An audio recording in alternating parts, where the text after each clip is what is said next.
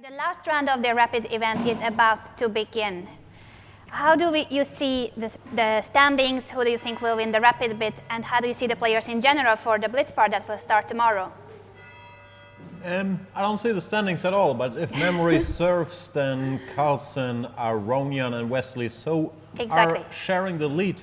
And of course, there are some key matchups coming up. One of them, Magnus Carlsen with the black pieces against Vladimir Kramnik. That's always an exciting one. Kramnik, one of the hardest servers in chess, so Kramnik with white is going to try to put pressure on Magnus. We'll see if he can. Kramnik, if it weren't for his two one-move piece blunders, would be doing very well in the tournament, but those did happen. And there in the background we see Vishy Anand facing Wesley So. Wesley So still undefeated. Vishy is going to be looking for blood after 2 consecutive losses. Yeah, exactly. He has lost 2 in a row. On the other hand, Magnus Carlsen has won 3 games in a row. So some players are on the right track, winning games, and others have losing streaks. We also see, as you mentioned, that Vladimir Kramnik has blundered twice already, which is less than in Paris, especially in the Blitz part in Paris. He blundered like each and every game of the last day. But this is Rapid chess. There should not be such big mistakes as in Blitz. Yeah, it's not even that fast as we can see. 25 minutes on the clock plus 10 seconds per move. The players have mentioned that, yeah, this is a tough schedule, 4 or 5 games a day. So we expect them to be a little tired going into this last round. Anish Giri and MVL continue a theory discussion. They started in Paris, where MVL went for C takes D4, followed by E4 here. Looks like both of them don't mind repeating that line. Knight E5, D takes C4, and Bishop takes C4 was the idea Anish employed during their game in Paris. This time around, he goes for the main line, the move Queen to A4. When I forgot theory, I think you go Bishop E7 here, but I'm not 100% sure. MVL is the leading exponent, proponent, something ponent of this line. And yeah, shall we put it on our board here? There it is. Bishop E7 has indeed been played. Knight takes C6, B takes C, and D5. All this stuff is theory. And Anish probably decided to keep testing MVL in that line after MVL announced him in Paris. He doesn't mind discussing this. Anish prepared a new idea. What else we got? We have Delight Benoni in, I'm not sure if that's what you call it, but one of these. Another Benoni by Fabiano Caruana, this time against Hikaru Nakamura, who is also surprisingly in a very bad shape after his win in Paris.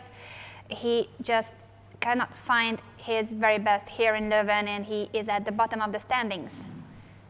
Yeah, still looking for a fight, provoking Fabiano into playing the Benoni, which he's also been doing without having to be baited, because here White played E3. This, in a way, is another anti-Grunfeld setup, because White waits with the move Knight C3. Whenever you go Knight C3, Black can go D5, and after takes, this Knight can be exchanged on C3. But Hikaru decided to start with E3, Bishop E2, when D5 makes less sense. Therefore, Fabiano takes the game to Benoni, where he's half a tempo up because the white pawn is on E3, not on E4. We'll see how that develops. Hikaru played Knight D2, announcing he doesn't mind going E4 and playing that position, even a tempo down later on. But let's switch to the Kramnik-Carlsen matchup. Just as I said, this is going to be a big theoretical battle with Vladimir Kramnik and his hard serve. We have a pretty random position on the board after 5 moves. Close Sicilian.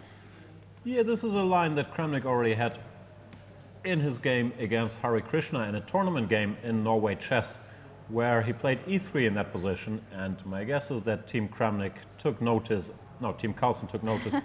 and said, you know what, B5 looks a little ridiculous, but if Kramnik wants to go E3 against it, we can do that, play A6 here, and we'll get a reasonable position.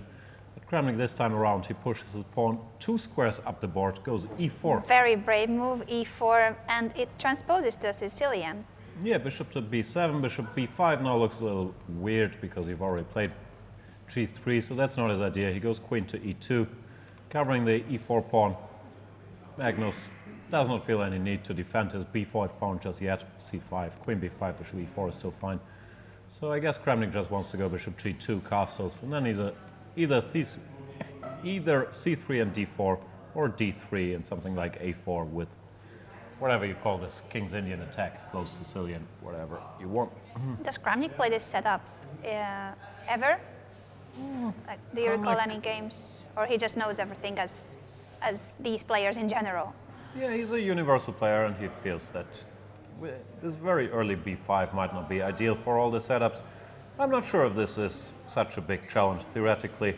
The knight f6, I have a feeling white, if he wants something, he would have to go for e5, which makes it very double-edged, inviting this knight into d5. Because if he plays slowly, let's say d3, I believe black should be all right. You go d6, knight d7, g6, or yeah, choose whatever setup you like, and it seems reasonably playable. That's one sort of closed position. The other one is Topalov against Aronian. The English, and even here guys are a bit tired of the main lines with g3, d5. So we see a3 from Topalov. Not a stupid move at all. If black plays d5 here, knight takes d5, then all kinds of setups with an early e4 become a lot more venomous. This is a Pelikan Sicilian reverse, but in the Pelikan you go knight to b4, which is not a good move here. Therefore, d5 is nothing they usually do. Instead, play slows down, and we get a typical English where a3 arguably is slightly less precise than rook b1, but still part of the plan to prepare b4. That's what they do. Full-fledged battle ahead. And we still need to have a look at the game between Giri and Vachier. And oh, this is, yeah, any move, any order you would like them to see. This, yeah, on the camera we have Giri against Vachier, so if we can bring up that board. Yeah, they're continuing their theoretical debate, d5 castles, d takes c6. I believe MVL has had this position on the board already, but probably Anish and his computer have spotted something they liked in Maxim's games. Bishop e6, bishop c4. It's very, very sharp. White at the moment is a pawn up and has a pass pawn on c6, but he lags a little behind in development, so the big question is, can he actually keep that pawn alive? I am not sure what MVL wants to do here. Moves that come to mind are knight to d5, threatening knight b6, but that could be very, very risky after something like takes in c7. This pawn stays alive.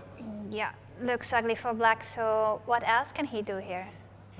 Yeah, here's a white choice. You could take and go. I don't know how much time you have. Rook c8 would be nice.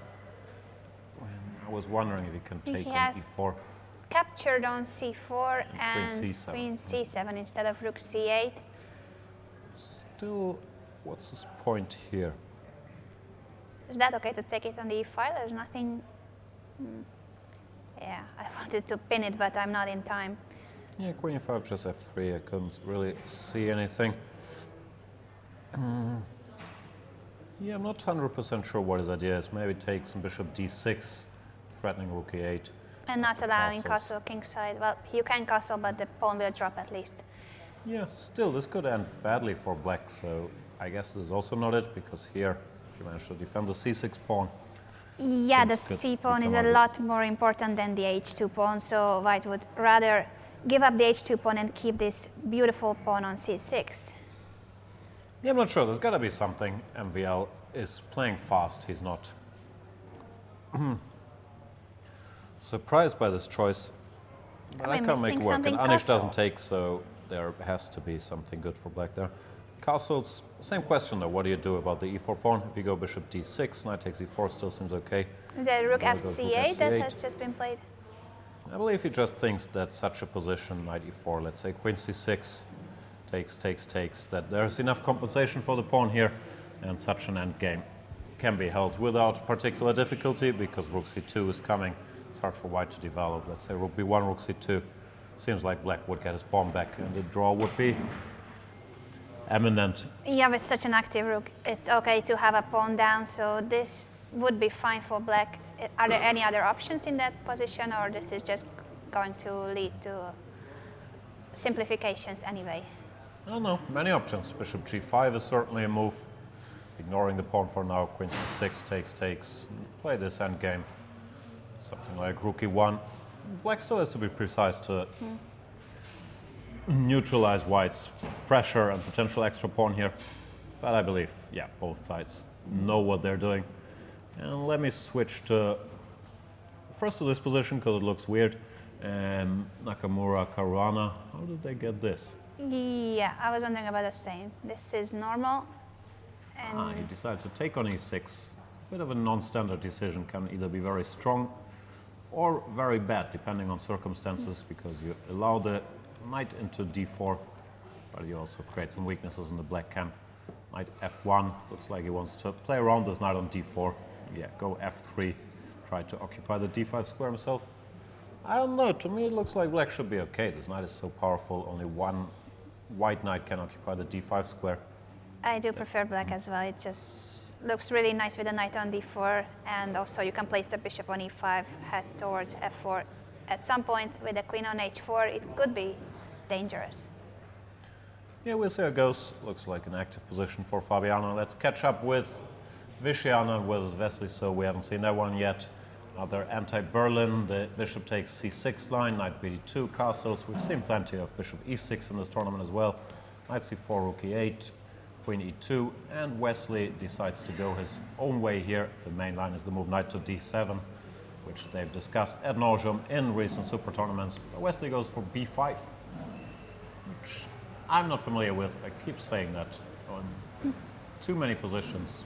Knight takes e5, why can't you take this? He's about to, yeah, he was about to touch the knight, and then, yeah, he played knight f4 at the end. If Yes, we get queen to that d6 position later. is a problem. Bishop f4, knight h5, and white can't keep his construction in place. So Vishy played knight e3. b5 is always very double-edged positionally. It does chase the knight away, but also weakens black's queenside and could create future targets. Vesely pushes his pawns and plays knight h5, very aggressive, intending to jump, so that has to be stopped. g3, bishop h3, rook d1, queen f6, knight h4. Yeah, black has activated everything to the max, but if he doesn't have an active follow-up to make anything out of this, he could slowly, yeah, maybe not even push back, but if white manages to unravel, develop this bishop, he could feel the effect of his weakened pawn structure. Is this the current position? No. Just trying to figure it out from the camera view. Okay, this is different. Vesely went for knight to f4, trying to keep the momentum going, but of course you don't take this, but you play queen f3, bishop takes e3.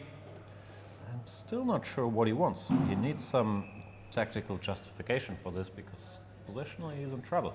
Bishop takes e3, does he want g5? What am I He missing? shall go for something like that, because if you go back simply with the knight. No, bishop Then- g2 is his point. That's very Oh, beautiful, actually. wow, that would win a queen. If knight takes g2, knight h3 wins the queen. That is very cute. Queen g4, h5, or You can Well, repeat at moves very with least you bishop can go back h3. So, well, that would be a very pretty draw.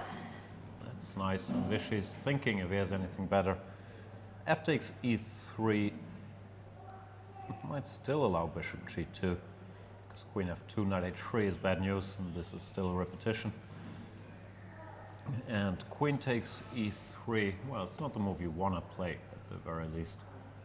Maybe now g5. What else is there? It looks like there should be something. Yeah, there's nothing where it's still better. If black has to retreat, play knight e6, then white can still get out of this. So this is the decision Vishy faces, if he can get away with queen takes e3, or if he has to go for bishop takes, which, as far as I can tell, yeah, should lead to a draw with this very cute move repetition. And maybe queen takes e3 is not so dangerous, because are you really threatening to capture the knight? Because the knight on h4 is also hanging in that case, and if not, the question is how can black improve his position? Yes. Topalov Aronian, yeah, develops along the lines that are quite typical for these positions. I quite like Vesely's move d4, trying to transform the game into more of a King's Indianish thing, either by going d5 or by forcing black to go ed4, knight d4. When, yeah, the black pieces feel a little out of place for this. And There's it's also not the lots end of the world. space, so it's more comfortable to play this with white.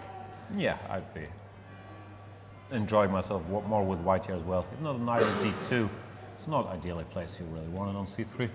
Can we just quickly check what Vichy played? I'm curious how he Played took F takes back e, but on that's, E3. that's the same repetition as far as I can Bishop tell. G2. Knight G2, Knight H3 loses the queen, so you can't do that.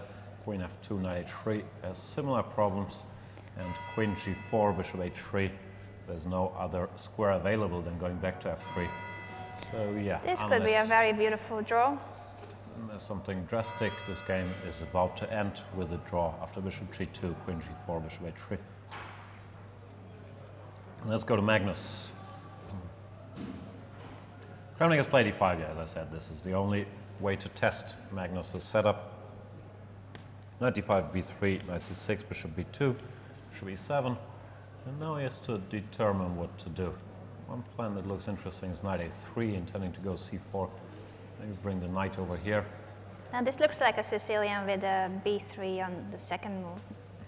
You can also go for an immediate C4, asking this knight where he wants to go. Say takes. I don't know. Capture on C3. Oh, you played Knight C3. Yeah, Knight I C3. was thinking about that, but I thought it's nothing. Just take it. I liked more your idea with C4. Knight A3, C4. That's more typical in that position, isn't it? Maybe, yeah. Kramnik's pawn is D takes C, and he wants to follow that up with C4, grabbing some space and making the D7 pawn a target. But it doesn't feel so dangerous somehow. No, the other looked more critical. Still, Black has to do something, let's say castles, C4. If the structure becomes quiet here, White does get to have more fun. He can target the D7 pawn. He also has useful knight maneuvers like Knight D2, Knight E4. So it's going to be interesting to see how Carlsen wants to solve his problems here. I'm not sure. This might be madness, but I would consider pawn sacrifice like this to just avoid White from going C3, C4. A game has ended, and it means that Anand so is a draw, a beautiful draw. Bishop G2, Bishop H3 is not a move repetition we see every day. Could not be captured because of Knight H3, dropping the queen on F3. That means that Wesley So has 11 points out of 18 and Vishy Anand 10 out of 18. They both did a very good tournament, though Vishy was leading the event before this day, so he might be a bit disappointed with his performance. Yeah, but still, what did he score today? 50% or something? +1 maybe? Yeah, might be. He lost 2 in a row, and now No, he scored -1, yeah, that's true.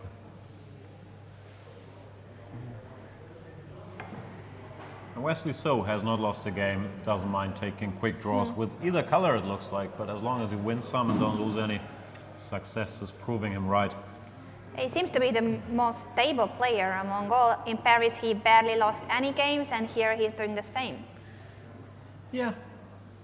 Then again, yeah, he's not pushing that hard, so he might have some more energy than the others as well. Not quite sure, but it seems to be working for him.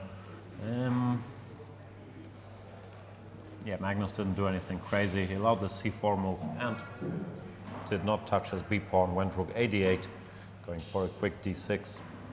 So if the pawn is captured on B5, he wants to go some rook A8, threatening bishop A6, and I thought knight B4 knight maybe. B4 may be better with the same idea, but keeping the rook on D8 makes sense. We have a tweet from MacCready Chess saying that Magnus, it's a question Magnus has transposed into the St. George's defense. What is the St. George's I have defense? no idea what that is. My best guess is it's E4, C5, Knight F3, Knight F6, but I don't really know names of goofy openings there well. But yeah, the structure looks a bit like this, which is a game Magnus had with White recently in Norway Chess against Nils Grandelius, which he won in very nice fashion. He was inspired by Nils's opening choice, though it was a very different move order.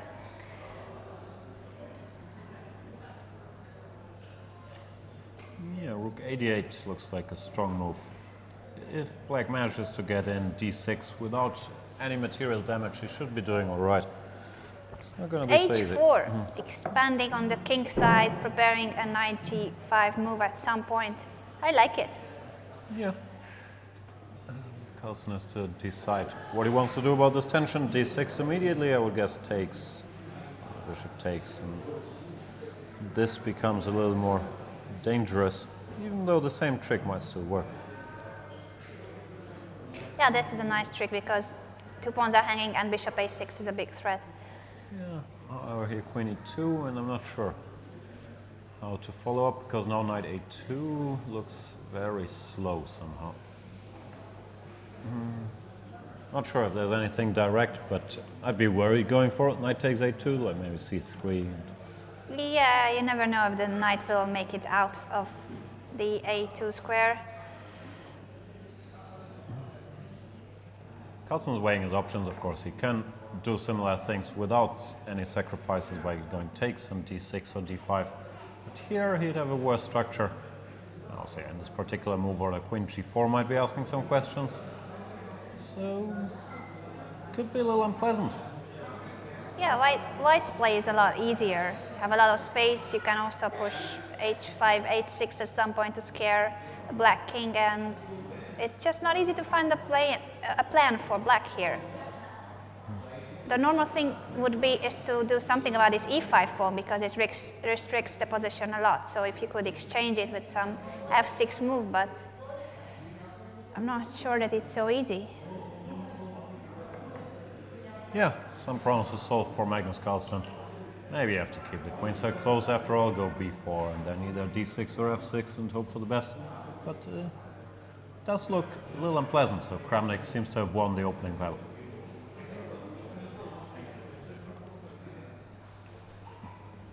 Fabiano Caruana, not sure if he's better, but he also seems to have won the opening battle. He's certainly comfortable with his knight here. This is a very good Benoni. Yeah, Hikaru Nakamura's, well, it's too early to say he's in trouble, but he's certainly not cruising in this game. Trouble seemed to continue a little bit.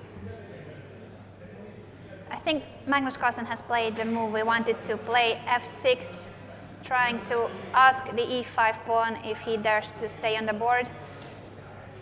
f6 directly. I was curious if you take,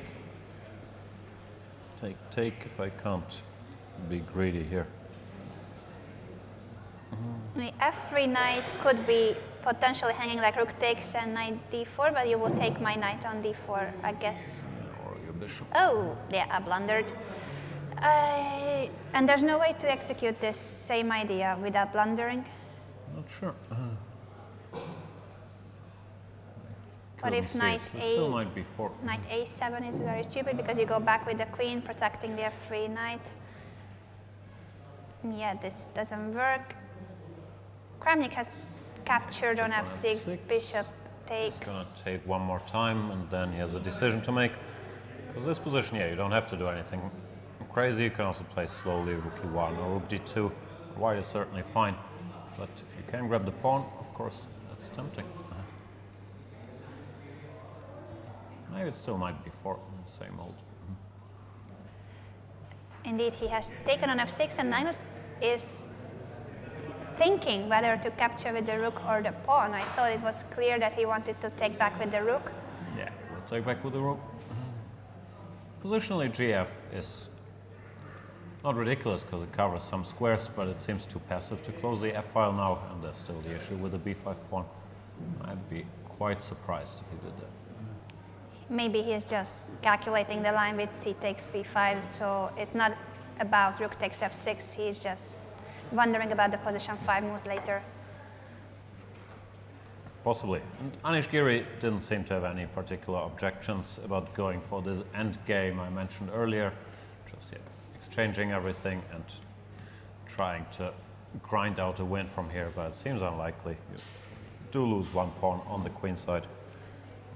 I don't know, can you just take? G takes f6, I'm sorry to interrupt you, but this is slightly surprising that the world champion has captured on f6 with a pawn instead of rook takes. Okay. So let's check this again. Takes, takes, queen b5, knight b4. Yes, queen e2, knight a2. Yeah, maybe you can get away with it. Looks a little shady to me, but whatever works.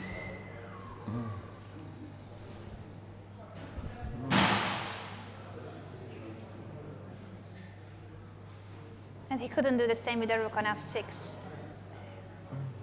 That was something we missed. It No, just he could do the same. it seemed more active, as you said, keeping the f5 for the rook. What happened there? CB-AB is on the board. Kramnik is gonna think very hard about taking this pawn. Maybe 5, knight b4.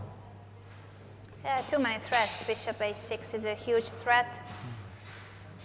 And you have to move the rook or the queen to deal with this.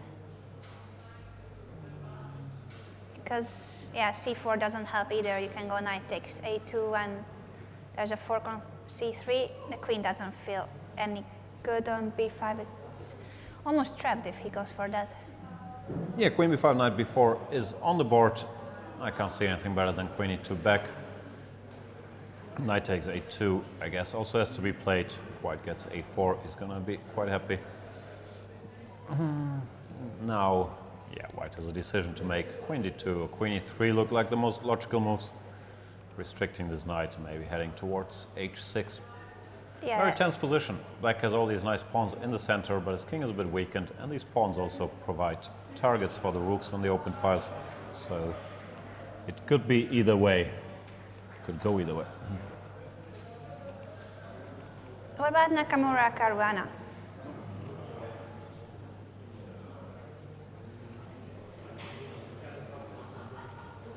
Yeah, standard Benoni structure. But black has quite some achievements with his knight on d4, and he also got in b5 already. His bishop on d7 is normally a superfluous piece, but here it does control the g4 square, the b5 pawn. And the white remaining pieces are also not the ideal ones, especially the bishop on d3. So I still have a feeling Fabian should be fine. He can keep pushing his pawns on the queen side in one way or another. Well, for Hikaru, it's about preparing e5, but currently that's not an easy move to get in. I do prefer black here. It seems to be easier to play. I think in Carson's game, it's exactly what you mentioned. Queen e2 was played and knight takes a2. Yeah, decision here for Vladi. Queen to d2 looks to me like the most natural move. If he could make 2 moves in a row, but there's no time for c3, the knight will jump back to b4. Yeah. Maybe no c3 and knight d5, c4, something like this. Very double-edged position. I'm not sure if this queen is just a nuisance or if it can actually get anything done. You would need another piece, but it's not so easy to bring another one. We would love to have a rook on g4, but how do you get there? The d4 square is controlled and also the e4 square, so it's difficult to maneuver another piece towards the black king. It is. We'll see. Very tense situation, but Magnus taking some, I guess, calculated risks once again with his opening choice and then his move g takes f6. Trying to unbalance it. He doesn't just want to be solid and try to make a draw. Let's check back in with Levon against Topalov. Levon Aronian, one of the tournament leaders, has had a good second half of the day at the very least. And here,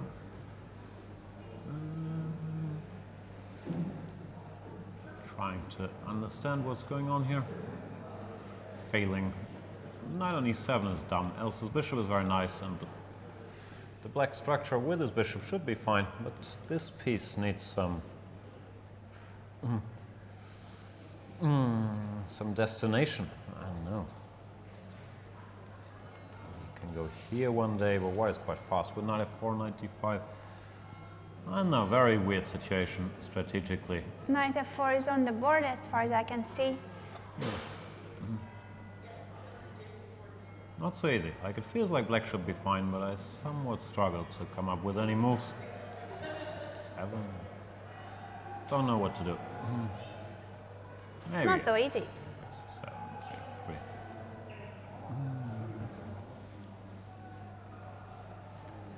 Strange situation. I believe the fresher player is gonna win this one because it's very unbalanced. Let's see how tired they look. They look both very tired. but maybe we look even more tired than them. I haven't played rook a3. Very natural. Activating the rook, I was mildly concerned about e5, but probably there was no reason to panic about it yet. Even queen c7. There's no... but queen g4 is much stronger, of course, targeting this guy and unpinning. Yeah, black should be fine.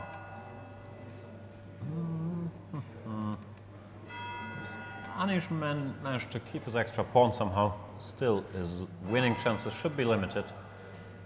But pawn is a pawn. Not sure why MVL could not or did not want to take here. But I am sure he had his reasons.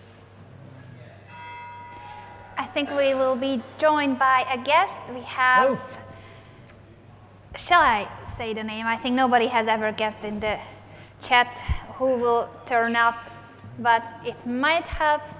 Do you think it helps if I say that he is an American Wesley player? Soos here, welcome. Well, Leslie, very nice drawing idea in that game. Did you know all this, or did you come up with it over the board? no, of course, it's too far into the game to be prepared, so I found this over the board, but it's not too hard. He could take here with the queen to avoid this idea and play knight e6. But Just 96, yeah? yeah, and then my bishop on h3 is very active. Yeah, I wasn't sure, of course. Structurally, you have problems, but queen e3 seemed like such an ugly move that probably black is Yeah, correct, knight d4 is coming, and he cannot really put the knight on f3 because he'll be pinned with bishop g4. So I suppose it's been a long day for both Vishy and I, and I think we were both happy with the draw. And I think objectively, I really didn't have anything better. That's why I played bishop takes e3. So you went through the rapid phase undefeated. Yeah, usually Anish Giri is the one who holds that title. Are you the new Anish Giri of the No. elite tournament? No, I'm not trying to be, but also I'm avoiding losses. I'm trying to avoid losses because of, I'm the lowest rated here in the rapid, so everyone tries to beat me very hard. I just try to fight back. In Paris, you struggled a bit on one day of the Blitz tournament, if I remember correctly. Do you think it's fatigue, or have you trained Blitz to improve it, or how do you feel about the upcoming Blitz? I feel very good. Rest is very important. For Blitz, not so much preparation because you only have 5 minutes per game, and oftentimes your opponent plays something unexpected. You just have to be ready for a good long fight. Tomorrow is going to be a very tough day. Tomorrow is going to be a, how do you call it? 9 rounds of blitz. Yeah, 9 rounds of Blitz. It's going to be like a marathon, like in boxing, it's going to be like a full round. It's going to be a very tough game tomorrow, so stay tuned. Thank you for joining us, and we let you have a big rest and prepare for the blitz. Yeah, thank you to both of you. Thank you.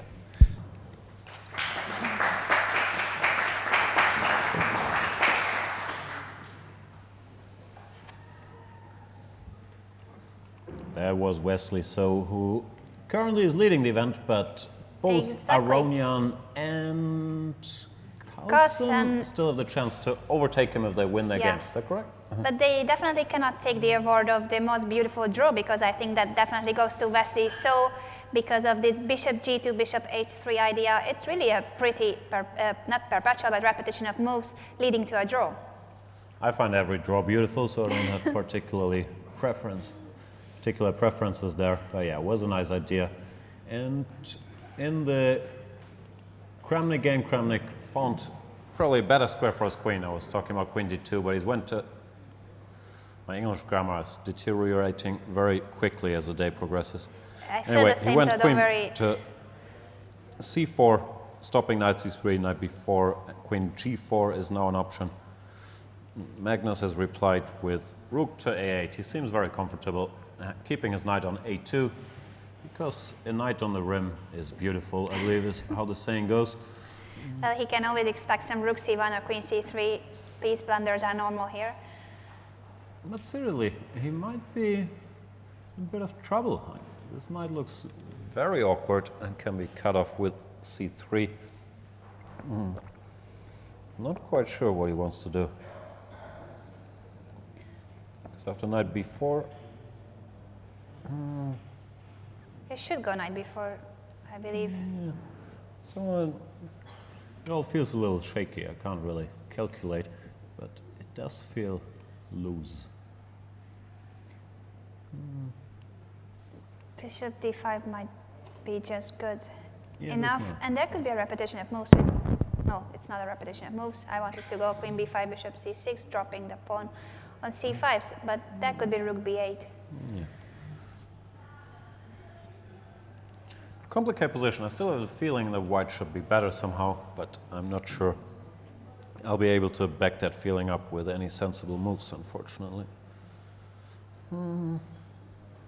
I believe he has to go for knight b4. If he doesn't, as you mentioned, c3 is the threat, and the knight will never get out of the a2 square.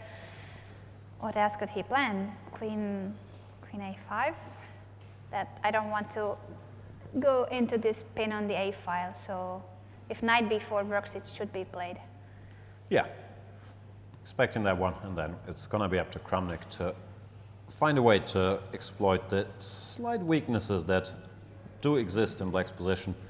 But See him rushing away from the board. He might need some refreshments. He still has 12 minutes, so plenty of time to walk around. yeah, Fabiano Caruana, in the meantime, there on the big screen, has managed to push his pawn to a3. These strong players, they like these pawns on a3 as a hook, as sort of, insurance for potential finals, endgames. Because imagine this was an endgame, then knight takes b3, ideas would already be in the air. In general, these pawns gain in value tremendously, the less pieces Yeah, exactly. remain on the board. That could be a potential queen. Speaking of, Elsie's preparing for white's potential e5 break, rook e7, he can put a rook on e8. I believe his position is fine. I'm not sure if he's better or if there's anything active to do. Well, if Hikaru just keeps improving, king h2, and building on the king side slowly, I don't know, rook g1, rook f1. But it feels like Black should have enough play to at least keep the balance. Was that rook e8 that has just been played, rook ce8? Yeah, that's fairly Very normal, logical. putting even more pressure on the e4 pawn and on the e5, so this e3 knight could be pinned, I mean the pawn on e4 because of the e3 knight, I don't know how. We can never take on d5, of course. I'm just trying to see if at any point that could be a problem.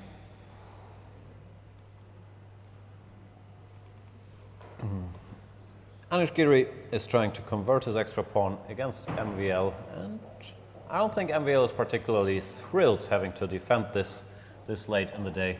I also recall that Anish eliminated MVL from last year's FIDE World Cup, and that was also in a True. rook endgame in a quiet-looking line, and we all thought it was going to end in a draw.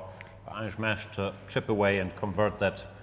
It's not anybody's favorite type of chess, but especially MVL, a very active, dynamic player. I don't think he's enjoying playing these technical, slightly worse positions where you have to fight for a draw.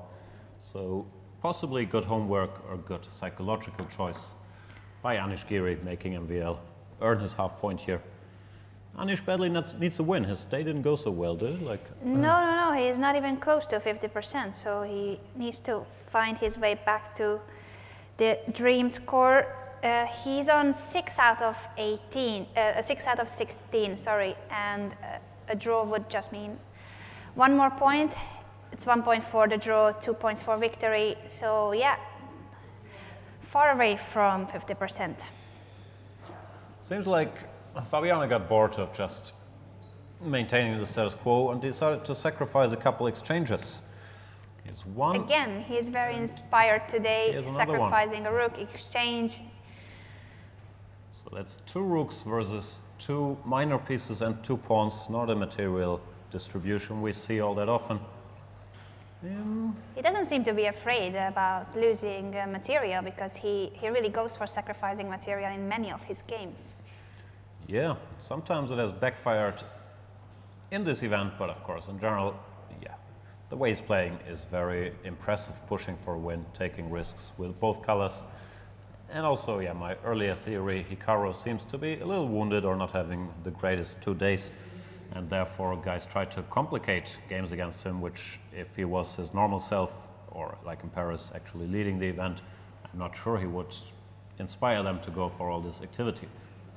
As for the position, I have zero clue what's going on. I have a feeling that black has enough compensation for his two exchanges. His knight is still a powerhouse, white king is slightly weak, and very important with rooks, they don't really have entry squares. If they had more open files to work with, or more targets, white would be better, but here the rooks are fairly well controlled by the bishop on d7.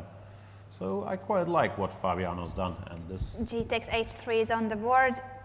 That's not a surprise, and bishop takes h3 would be normal, unless I'm blundering something. No, it's not a blunder, but I'm not sure if you want to allow this rook e8 check, because now all of a sudden, these pieces could get a little more active. There's ideas like queen h2 to at least consider bishop f1, That queen h8 could be checkmate. very annoying. So I'm not sure how good it is, but you have to at least worry about it. Queen h4 and a rook e3 might be unpleasant. So that's definitely not Fabiano is considering whether it's necessary to keep the e8 square guarded. Did No, take he it, says that bishop takes h3 is fine and he's not getting mated. That's interesting. What's going on here? Check, queen h2 looks logical. Maybe he wants queen f5. Good. This bishop can't move because any bishop move. Queen h8 is checkmate. Queen h4, rook e3. I also couldn't see what to do. Queen g4, rook It e3. doesn't have rook g3. Ah, hang on. Oh, 92 there. Yeah, sorry. We missed this fork. And that changes things. Then this would be possible as well. Still, black seems a little tied up, but maybe the white king is too weak. I'm not sure if you can make any clever moves like king h1.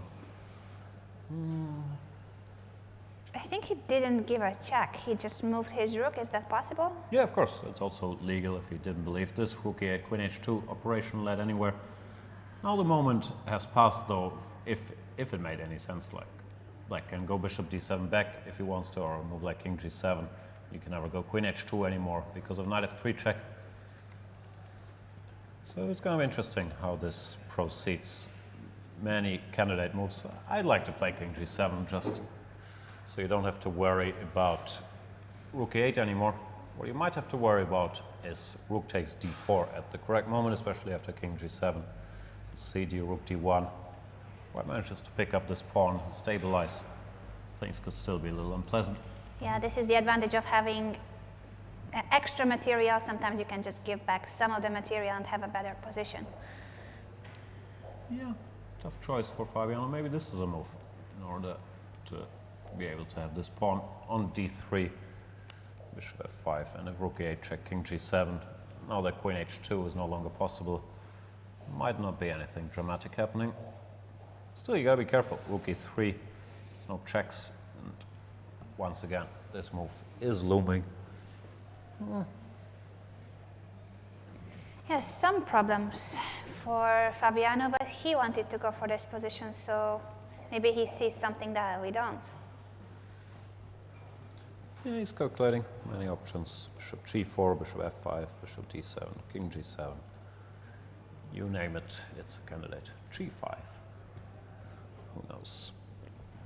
At the same time, we see the rook endgame of Anish Giri still a pawn up and still trying to convert it into a full point, or it was not. No, it's not a pawn up anymore. Can I? How many pawns are there? 3 against 3?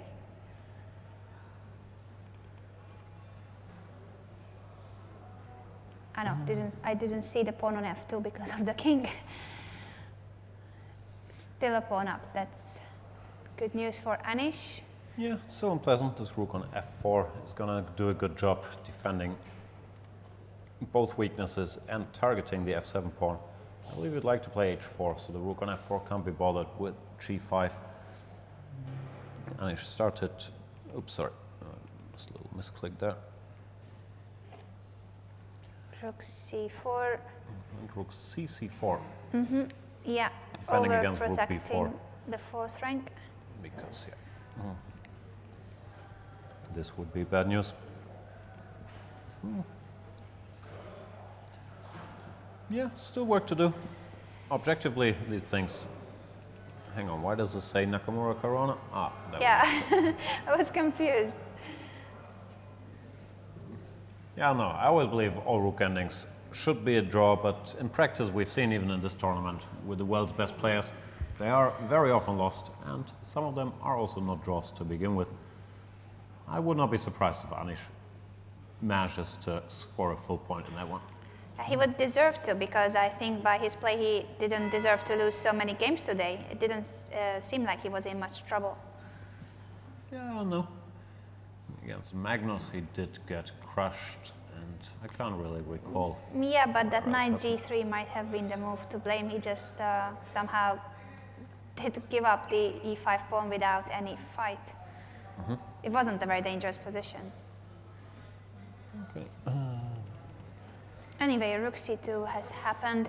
Yeah, we have found a nice little mechanism forcing one pair of rooks off the board. Wherever this goes, it's gonna Be followed by the black pursued. rook. Yeah, I don't know how big winning chances are here. I guess I shouldn't guess. I don't really have a clue.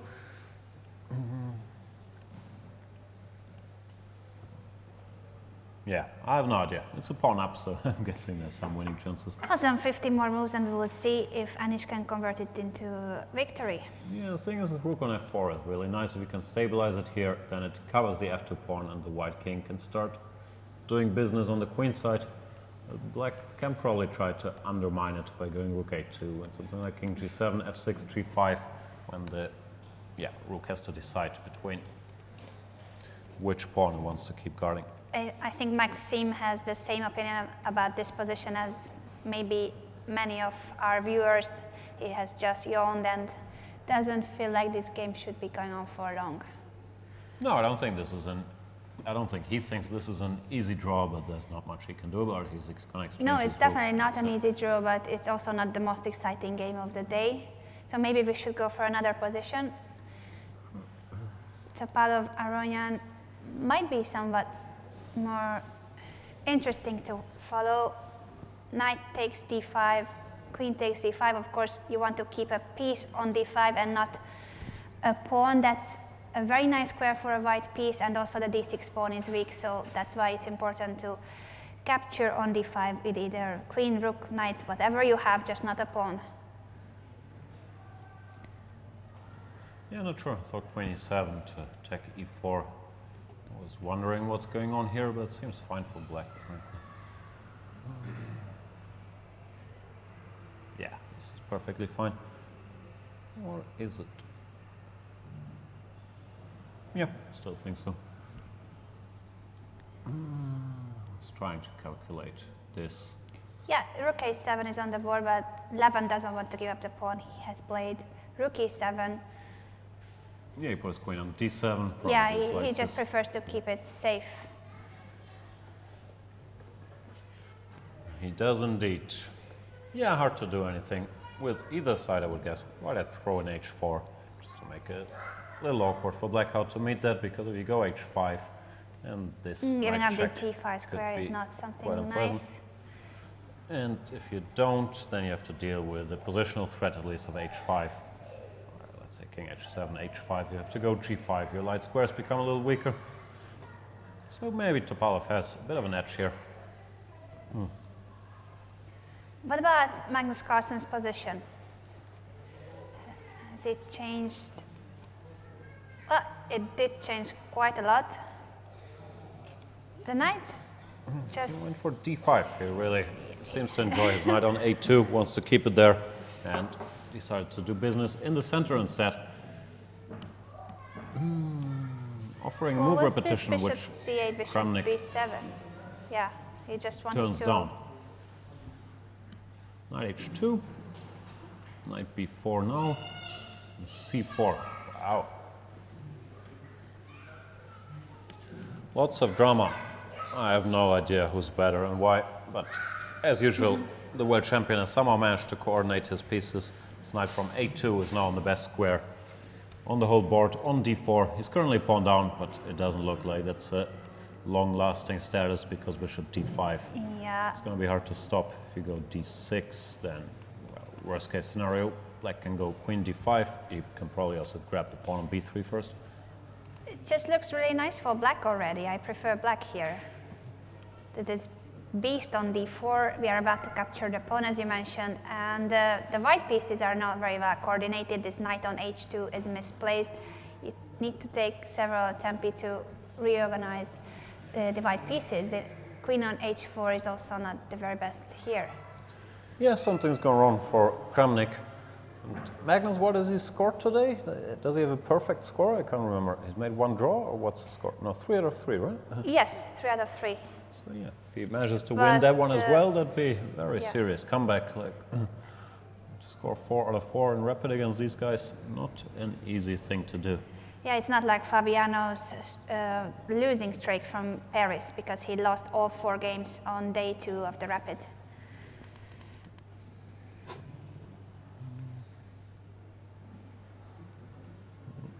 Kramnik taking time here. He's a bit behind on the clock.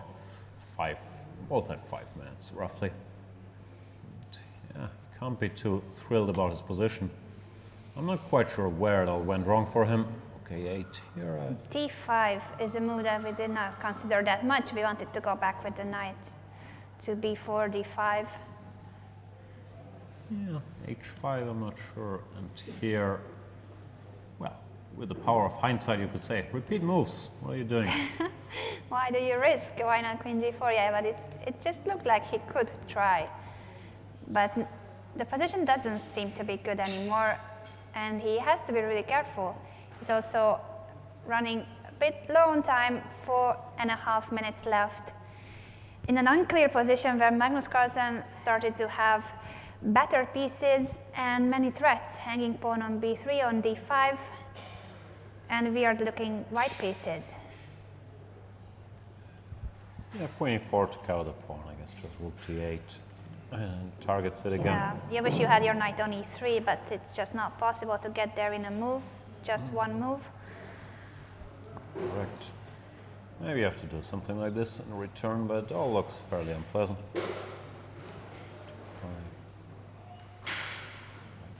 G4, trying to at least get some tricks in. We'll see how Kramnik handles it. Maybe your is fine to target the f6 pawn. Maybe it is. Time's running low, and the guys are tired. Today's one less.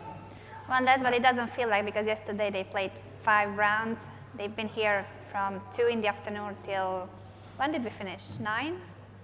So 7 hours of chess yesterday, and today somewhat shorter, but still lots of energy, and they all seem to be very tired to me. I don't know who is the one who is the least tired, who is the most fresh of the players, but I believe it's just not possible to keep your mind fresh for so many hours, after so many hours and so many different games, because if it was just one game, they said it's easier, one classical game, than 4 or 5 rapid games. Well, Fabiano never gets tired, as he has told us himself, but he might not be human. Lawrence Trent is still running some tests on him. We will get results soon. He has managed to, discourage his idea of rook takes d4 followed by rook d1 by playing bishop g4, rook 4 e3, and queen to f5. I believe he's going to be a little more comfortable without having to worry about the constant shadow of rook d4. One thing he has to worry about is his king, queen h4, and rook e8, followed by rook h8, queen h8 checkmate. Still very much in the air. Yeah, but there's always knight f3, so first he has to avoid this fork. Not necessarily. Oh, yeah, if you start like this, then not. I thought you meant rook e8 and then queen h4. With this move order, yes, black could get mated, knight f3, rook takes f3, and then rook e8, queen h8 mate would be beautiful. So what shall he do after queen h4? I don't know. Looks like he has to block it somehow, bishop h5 or something. But Or king g7. king g7 also possible, yeah. So if rook e8 is not a check, then we have time for knight f3. Very true.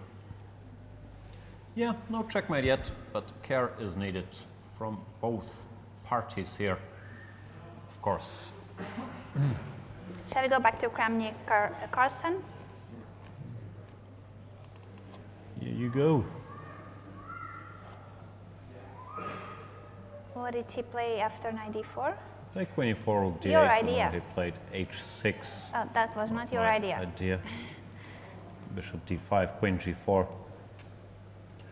Well, he's trying to set up a future mating construction. I don't like it much, and this h6 pawn in an endgame could just drop.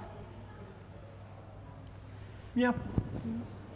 Still very tense situation, and I believe the younger guys are big favorites in this last round of the day, because the longer the day progresses, the more tired players get, and the younger guys are supposed to be more energetic. I think a pawn has been grabbed on b3, bishop takes b3.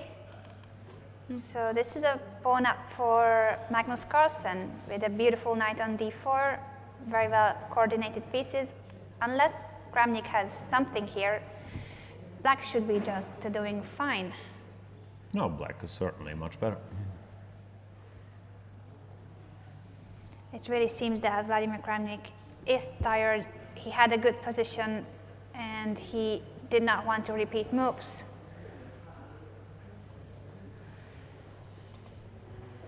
I'm tired too. Let's go to Topalov Aronian, where the queens have disappeared from the board. I don't know, Levon's position looks a little passive somehow. b6 and stuck defending this. Yeah, you dude. might go rook c8, rook c7 with white, thanks to this b6 pawn. You might. Topalov started with rook c8, bishop c3, directed against this b6 idea, which can now be met with bishop a5. Still, the white and black position doesn't inspire a lot of confidence. Maybe centralize the king somehow. And yeah, b6 is in the air, e5 could be in the air, f4.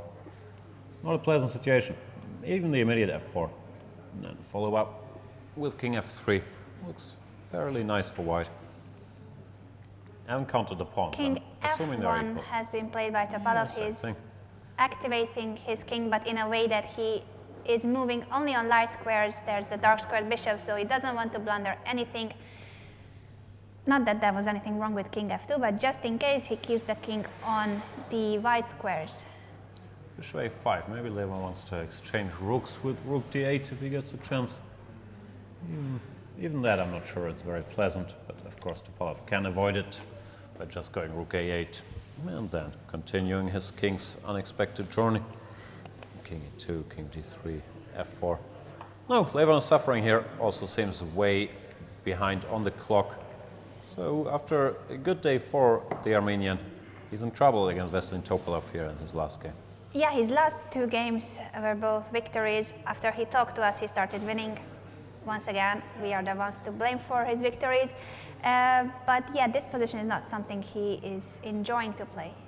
Anish Giri is still trying to get a full point out of this rook endgame. He's just played f3, rook a1.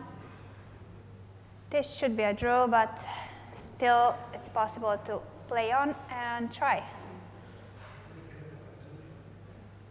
Yeah, always some chances. We've seen Kramnik work his magic in these types of position earlier in the tournament, even though Anish himself drew something kind of similar against Kramnik. If we could transfer this pawn to f5, it would be very similar. Should be a draw. The best white can hope for normally is to end with h and f pawn against the black king, which is still a draw in a rook endgame, but gives very good practical chances. We shall see if MVL has the stamina to continue defending this position. Kramnik Carlsen should be the most exciting game at this moment. Rook g8 was played by the world champion, and we shall see what happened. Oh, so after bishop takes b3, I think that was the last moment we checked the game. It was rook a1, and then he went back with the bishop. Logical, it's just a pawn up.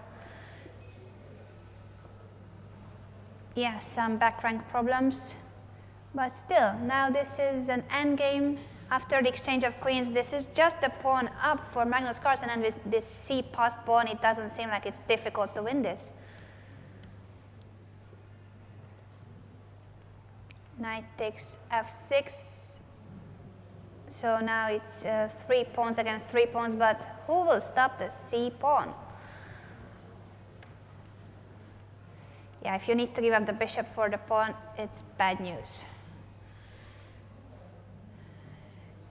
Yeah, looks lost.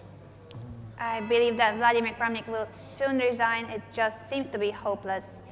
Even if he manages to capture the pawns, this and end up with a knight and bishop. Knight and bishop can mate, so I don't see what can he play for. He's going to try a bit, but yeah, there shouldn't be that much hope. The one thing is going for him is that the black king is still boxed in, so black has to bring his knight to somewhere like d5, chase away the white knight. Well, that should get the trick done. Bishop e6, knight b4, knight d5, and then slowly but surely the black extra piece will make its presence felt. Yeah, this is going to be yet another victory from Magnus Carlsen. That will mean 4 out of 4 in classical points. In this scoring system, that will be 8 out of 8 for Magnus Carlsen today. 4 victories in 4 games. Yeah, that's as many points as you can score. Kramnik is still not discouraged though. Keeps going Played after the pawns. 97. Yeah, well, he wants to capture the e5 pawn, but it doesn't seem like it will happen. e4, and that's it. He has to go back with the knight to f6, I believe. And there, even e3, we still have the g6 pawn.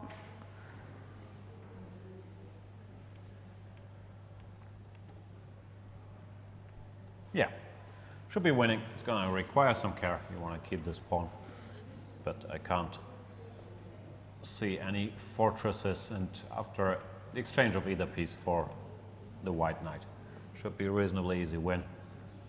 So limited hope for Vladimir Kramnik. Magnus taking a bit of a time out here. Not quite sure what he's thinking about. Shall we have a look at Topalov Aronian for a moment? It just seems to be completely white, the thermometer, signaling that black is in trouble. Yeah, black's been in trouble for And a while. Aronian resigns. Knight e5 check. Topalov spotted a knight fork. King f6, knight d7. Do you have to Yeah. go for that? And, well, if you don't, then this f6 pawn will be just extremely powerful. King f5, king He just takes e6. this pawn first. Yeah, that's true. Better to eliminate danger first and then king f5, king g6. It's a nice win for Veselin Topalov and disappointing ending to an otherwise good day for Levon Aronian. What's the score? It means that 10 out of Levon 18. Aronian has now 10 out of 18. Well, he had that before as well. He was in the lead, but now he remains with his 10 points, and Topalov 8 out of 18, which is somewhat better than the 6 points he had before. Yeah. Solid outing by Topalov. Lost some games today early, and I believe yesterday the last game, but overall pretty decent performance after some rougher results over the course of the last year. He seems to have found his footing. Magnus Carlsen has not really lost his, he just had a bad day yesterday. But today he's back with a vengeance, and I can't really see any Knight drawing takes chances. d5 for Kramnik. and Oh, hang on. g5. He played this as if this was a fortress, and Kramnik knows fortresses. Yeah, he was like saying yes with his head, that yes, this is a draw. Maybe it's a fortress I would have never seen. The point is the king can't really get very far. But it can get to f8 and then And bishop g8 in order to activate the king, but maybe he will be just in time with the white king not to allow the entry of the black king. And you can, well, you have bishop h7 to force the white king move, but it's king d5. King Kramnik might have found a draw here. Wow. To take everything back. Amazing is, could this be a fortress then? He's very confident about it, and Magnus seems to worry that this is not winning anymore. Magnus looks a bit annoyed. Yeah, I can't see it. That's that's cute. I was sure the game was over, but this is a very nice idea. This g4 and g5, King and Magnus might have. d7, but does it change? Well, it changes things because if king e5, king e7, then it's the same position but with white to move. How does king get here? Ah, king e8. That's too clever for King me. d3, King e4, king d7. It's some opposition, distant king opposition e6, nonsense. but king e4, and isn't this just the draw we mentioned? Ah, No, but no, bishop now, h7, no, yeah, it's fine. yeah, now it is. Okay, we have to take things back. It was winning. It seemed to be a miracle fortress by Vladimir Kramnik, but it does not exist. Magnus Carlsen has found the most accurate move order, and this should be over. The g5 pawn will fall. Yeah. Almost study-like stuff way over my head at this hour, but Kramnik resigns. King e8, key move by Magnus Carlsen here. Because, yeah, king e7, king e5, bishop h7, king d5, then it's the wrong construction. But after king e8, you can meet king e5 with king e7. Here, white doesn't have a move. There's no king d5, h7, of course you don't want to do. So you get pushed back. I think we need our board back so that you can explain the difference between king e8. If you can show it again. Yeah, this position seemed to be a draw as far as I can tell, because black doesn't really have a way to make progress. Bishop g8, king e5, of king d7, king f6. But king e8 was a very, very clever move by Carlsen. The point being that king e5, king e7, now it's white to move, and he's in Zugzwang because there's no king d5. And yeah, the king has to retreat when the black king slowly but surely advances. And after king e4, king d7, once again king e7, king e5 would be the mistake. Black suffers, black profits from the fact that the white king can't keep the opposition, can't go to d5.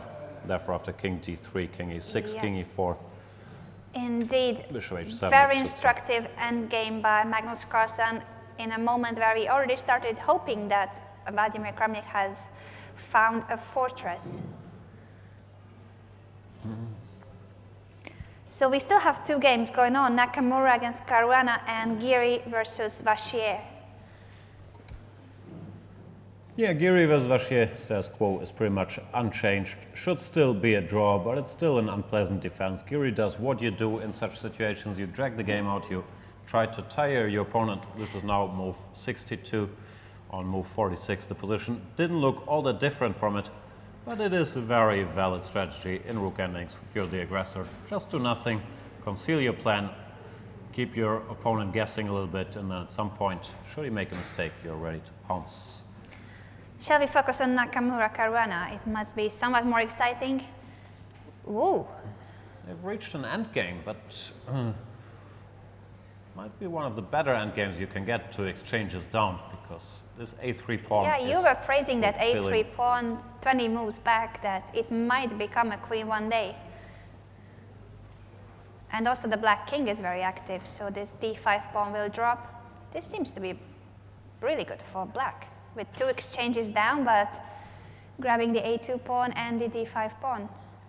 It's a lot of pawns, yeah. Might just be winning, actually. King takes d5. Rook, oh, it was a different position. It's rook g8 was played before, so king takes d5, rook takes g5, king c6. It's curious that if you go knight d5 check, the problem is that king anywhere is also check. Yeah, that's true. And also you want to get the a2 pawn, so I guess he wants to keep the knight on c3. Rook g8 was played, Was it? and bishop, no, he went rook a1 first. Very ugly move, but it makes sense if you want to keep the a2 pawn. Unfortunately, you have to go rook a1, and king b5, rook g8, bishop f5 were the last moves.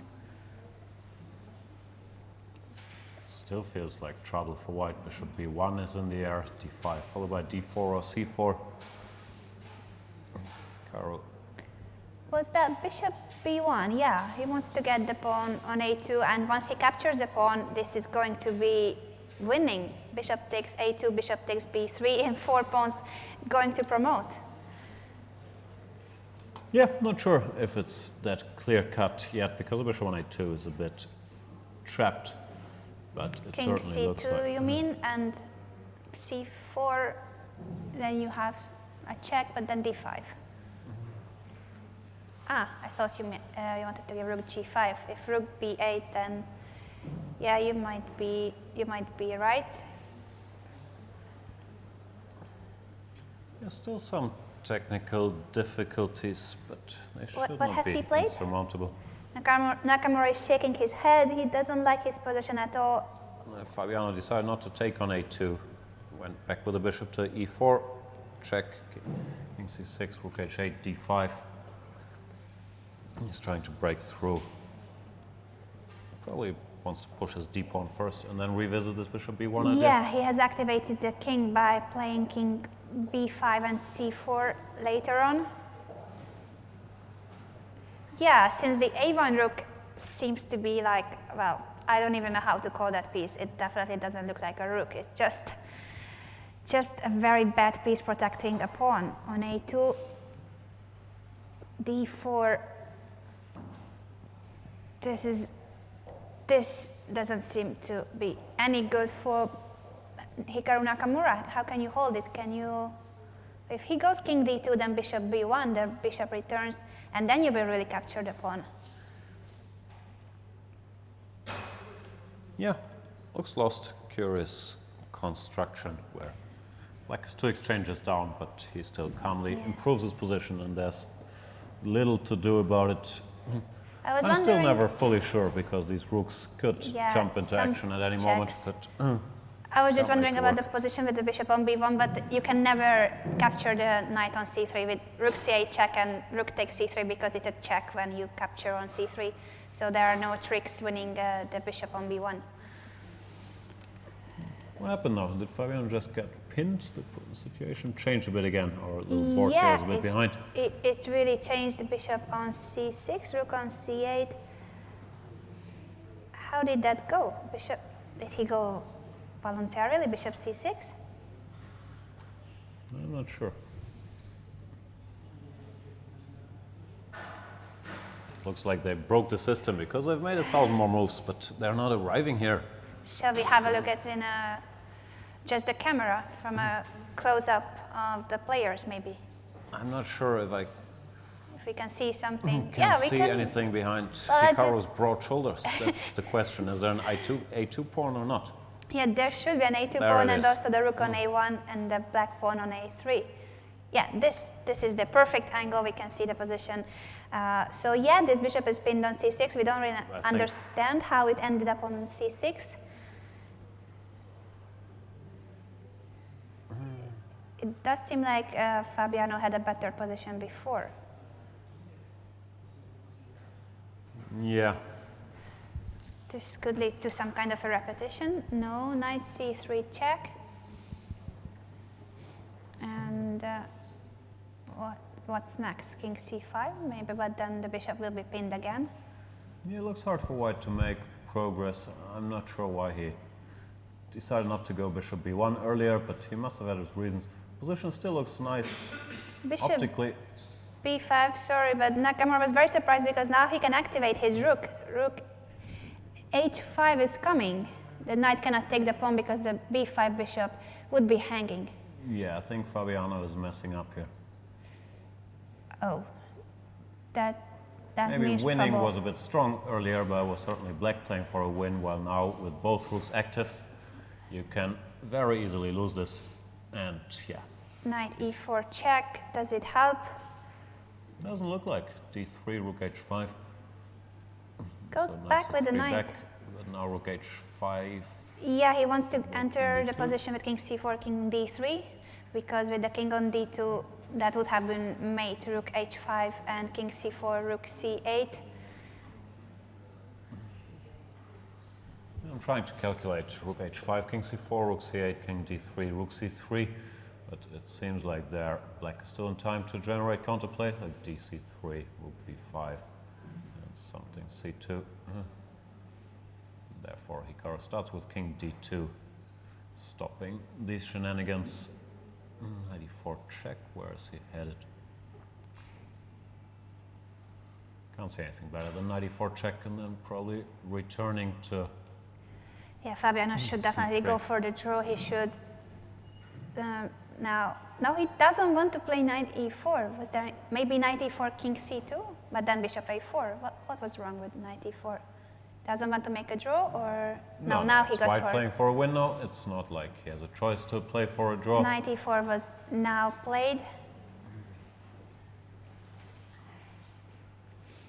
Yeah, Rook looks b7. looks bad for Fabiano. All of a sudden, with both rooks active, things really change. Bishop c6, rook c7, for example, just picks up a piece. He's looking for squares. Bishop g4. I don't know what you do. Rook h4 could be a move. Rook all the way to b5 also looks like a viable candidate. Yeah, rook b5 on the board. The b4 pawn is dropping. Yeah, there are no checks, and the pawn will be taken with a check, so that's a problem. Knight c3, rook b4, king d3.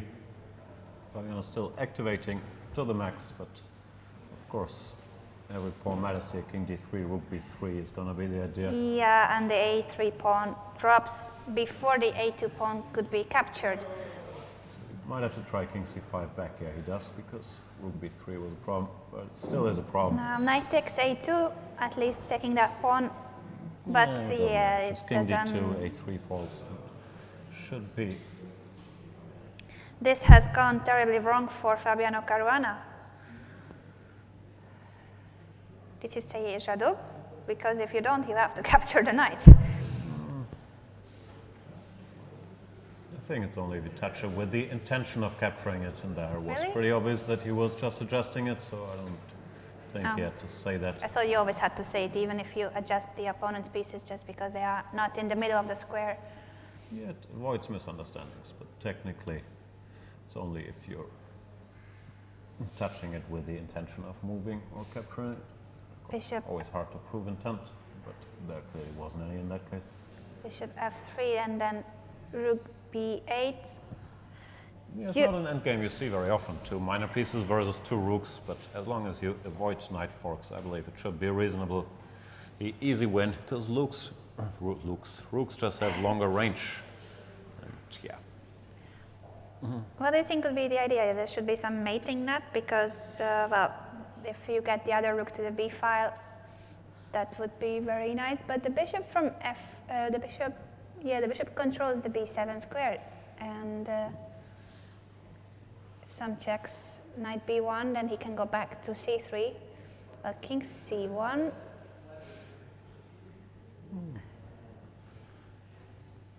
Rook attacking the pawn. What shall we do about that? no long term. He just wants rook c7, rook d8, rook b8, rook a7, and in order to stop that, That's Black's true, gonna yeah. have to put You his can pieces put the on rooks passive on squares dark and- squares. bad things will happen. Yeah, this seems to be losing. Still work to do, but Hikaru Nakamura is gonna end the day on a good note, just like yesterday, where he had an even worse day, but then won his last game. Against Magnus Carlsen today, it looks like he's gonna win his last game against Fabiano Caruana, even though he didn't see knight b5 coming. He's shaking his head a little bit. Still work to do. It's not easy, but do you think that Fabiano has pushed too much once again, trying to win too much? Oh, no, yeah. Things have gone wrong. I'm not sure there was a particular point here where he overstepped the mark. I am completely unable to calculate what happened there earlier, but it did look like he was playing for a win, and then he missed his rook h1, rook h5 idea, and all of a sudden he was close to loss. Yeah, that was the moment when Nakamura was really surprised by Fabiano's move, allowing the activation of the second rook, because with the rook on a1, there was just no danger at all. Still, Fabiano is sticky, as we know, and he's doing his best to keep his pieces coordinated, making Hikaru work for it. Found a very nice setup there. His pawn on d4 is still playing a key role. I'm sure it's winning if you find some Zugzwang construction or whatever, but It's not easy. They are, what's the time situation? Is it like they have half a minute each, I think? I can't really read the clock, and yeah, I believe our little thingy here is not updated, so I'm not sure. No, if this is correct, then Nakamura has 2.5 minutes, and Caruana is down to 40 seconds. He keeps fighting. Nakamura wanted rook b1 check, in, followed by rook c8 check, but Caruana played bishop e6, controlling the c8 square. So Nakamura is politely asking him if he would mind choosing a different square for this bishop. Sooner or later, the black defenses should be overstretched here. Bishop d7. Rook At the e7, same guess, time, rook I e5. must announce if this can it be correct that Anish Giri has won that rook endgame, or the result is incorrect on the website? Yeah, of course, it can be correct. He was pawn up.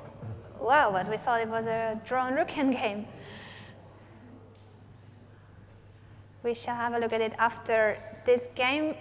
We would like to see if Nakamura manages to win this position. Very weird looking, 2 exchanges up. Yeah, now king d3, I would guess. I choose rook h1. Thing is, white can try for pretty much ever, and at some point something should give. I'm not sure what the rules are In rapids. regarding 50 move thingies and stuff like that, but even getting to that point should be very, very hard for Fabiano. Yeah, this isn't Fabiano's best game. He might have just forced issues too much. He has just beaten Vladimir Kramnik, but before that he lost to Levin Aronian, so today he didn't score very well. Started with a draw against Maxim Vachier-Lagrave in a lost position, then lost to Levin Aronian, then beat Vladimir Kramnik, and now he is about to lose to Hikaru Nakamura. Yeah, Hikaru hasn't made a lot of progress over the last 87 moves though, so there's still work to be done. I'm not sure our games aren't updating here. And the Giri Is she game is there? also not updated? No, doesn't look like it. Oh, we shall It check seems it like later. Anish once again managed to convert the rook endgame and pawn down. Yeah, happens every time. I keep saying it should be a draw, but then these guys win it, which goes to show that there are a lot of resources in all these quiet-looking rook endings. Nakamura is focusing. Yeah, he's trying to figure out a way to improve his position. He needs to progress maybe by placing the rook on b2. Would that make sense that we have one rook on c8, another rook on b2, forcing the king to the a file? But even then, well, no, maybe that would be something, some kind of an improvement, if you can get it. King c2. Is he playing for some kind of a Zugzwang?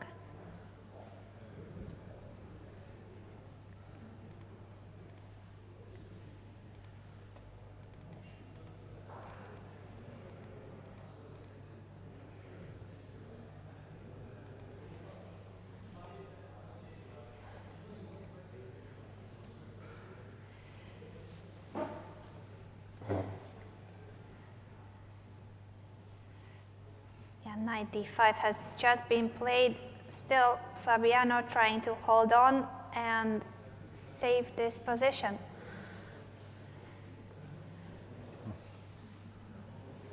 Yeah, and the longer he can go without white making any progress. First of all, I really don't know what the rules are. If the arbiter interferes after 50 moves and says it's a 50 move rule, or if you claim it, and I believe you can claim it and refer to the digital recording. You don't need to record an actual score sheet.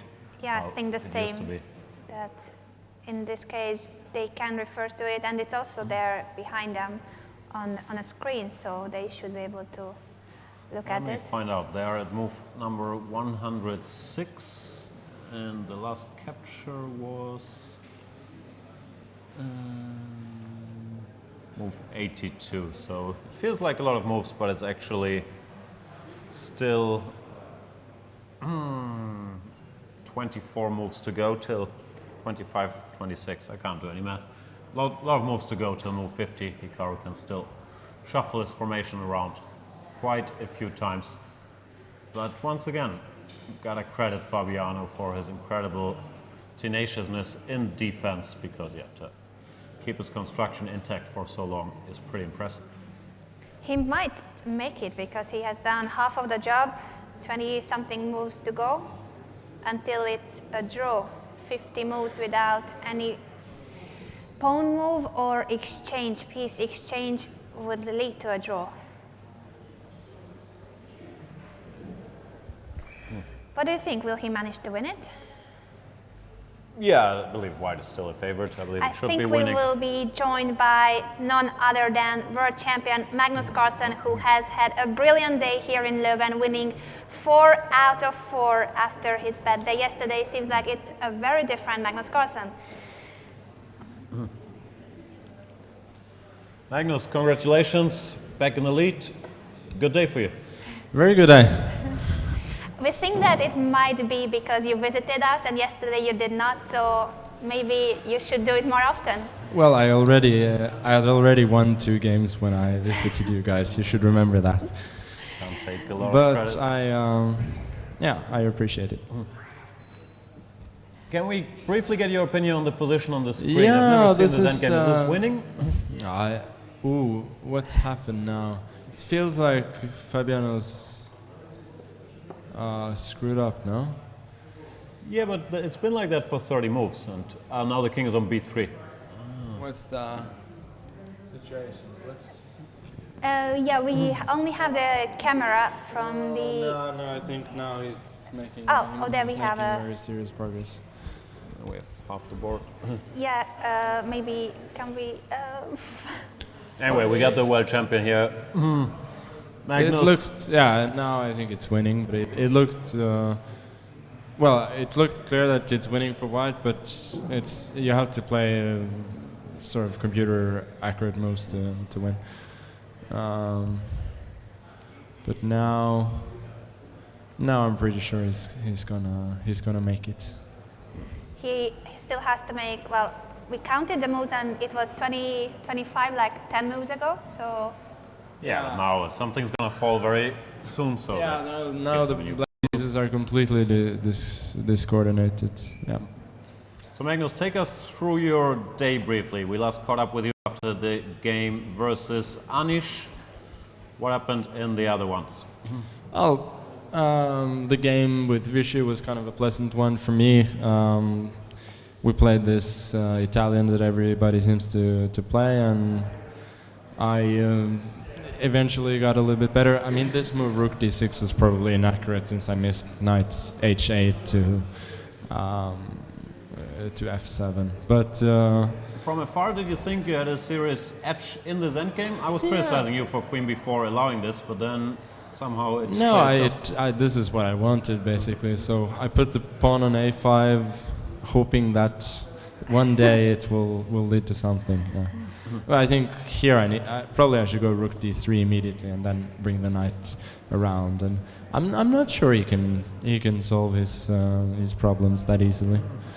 Very wrong. I mean, maybe something like b6, but that's already a pretty radical decision, and his knight on g6 is still going to be unhappy for a while. And then, of course, later on, he blundered when he allowed me to go rook d8 and just completely paralyze him. Yeah. And after rook d8, it's just completely over already. Hikaru Yeah, we Nakamura has enjoyed this won position his after game. G4. Sorry for announcing it, but the game was over, so we can just continue with Magnus's games from today. Yeah, there's only one left after paralyzing Vichy here against Vladimir. Did you like your... Oops, sorry, this is not it. Did you like your position outside of the opening? Once again, I couldn't really evaluate what's going on there. I wouldn't say I liked it, but there was potential. I felt, and well, around here I was pretty happy. I was happy to get GF, and I mean rook f6, knight g5 looked a little bit bothersome, and it felt like with this huge center that I should be all right. But I think I got a little bit too ambitious going d5, e5, and then when he gets the pawn to h6, it's always dangerous for me. And here I think he messed up a bit. Was it a draw for bishop c8, bishop b7, or you did not intend to repeat? At that point, I just it wasn't necessarily a draw for, but I realized that bishop c8 was a bad move. I wanted to continue with e4, either. You can try to shout. Yeah, so I realized that the stuff I was planning with E4 didn't really work, and so I needed to change plans urgently. But I mean, even later on, I think he didn't play it very well. But here, I thought Queen E4 was actually very nice, and then of course you should go Queen H4, and then I wasn't sure whether to go Rook F8, Queen E4, Queen H5 or something. But I felt that in general his position was still fine, and then of course later on I was much better. Did you think you messed it up here? Yeah, I messed it up. If he doesn't exchange knights, I think it's a draw. Oh, Is it? okay. Yeah, I think so. I don't think I can make progress. What do you do? Just knight e4 and wait. Yeah, knight e4 and he goes g5. And I'd messed up at this point. You So- mean that you can never activate the king? No, I don't think I'm able to. So if I go knight f4, for instance, he just goes king f2, and I don't see what I can do. I mean, maybe I can try some extremely cumbersome maneuvers with bringing the knight to h7, but I don't see how it's a win. And then in the game, No, in the game, I winning, think yeah, this king eight. just he said he just made a mental mistake, which I also made at first, actually, putting the bishop on h7. But there is absolutely no reason to put the bishop on h7. So if I put the bishop on h7, then he goes king e5, D5? king d5 actually, and then king e7. No, that's king wrong. e5 actually. King e5, king e7, king d5, and this is That's a draw. But of course, king e8 instead is easily winning. so yeah, congratulations on the day. Do you have a strategy going into Blitz? In Paris, you had one bad day. Is there anything? Well, I'm really hoping that I already did away with my bad day here in Leuven. So, Fair enough. Let's take but down your to-do just list. keep going and probably just enjoy it, have fun, and hopefully Magnus it Carlsen, will best of luck. continue the same way as today. Thank you so for much. joining us and the best of luck for the Blitz. Thank you. This has been the last round of the rapid bit of your next move franchise tour. Magnus Carlsen. This is your moment to take some selfies with Magnus if he allows you. What else do we have? Hikaru did win his game after some struggles there. Anish converted the rook endgame because here you need your king on c7 already. It's not there, so next move is going to be a check, followed by a8 queen. So let's keep track of the scores. Magnus Carlsen now in the sole lead. His two rivals did not win their games with 12 out of 18, followed by Wesley, So, and Levon Aronia and Vishy Anand. Field still close. Very close, and 18 more games to go in Blitz. There will be twice as much fun and excitement to see. Also more blunders we are expecting. So tomorrow from 2 o'clock we will start the Blitz part of the event. Shall we just have a look at the very end of the Geary game with the board? Because we didn't see how he managed to get this winning rook endgame. Some final instructive rook endgame to finish the day. I'd love to spend a couple hours on looking at this rook endgame. Who needs food? Yeah, they moved around a bunch, and then the h-pawn was exchanged for the a-pawn, when already the stakes are a little higher because there is this plan of pushing the rook up to a8 and running with the a-pawn, when you have to make sure you have enough counterplay. Yeah, and the white king is very active, so very well placed. He can go and support the a-pawn, but can also head for the g-pawn. I'm not sure, MVL must have missed something because it looks like he was provoking this scenario, the king g6, where your only chance is normally to To hide the king somewhere. hide the king behind the enemy king. But here, with the pawn still on a6, not on a7, the king will just run over. And this is winning, rook c8 check, followed by a7 or whatever. Well, king b4, I think this is also winning, rook h8.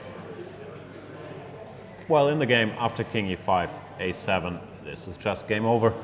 So Anish Giri has won this not so clear rook game. He was a pawn up, but we thought it might be a draw.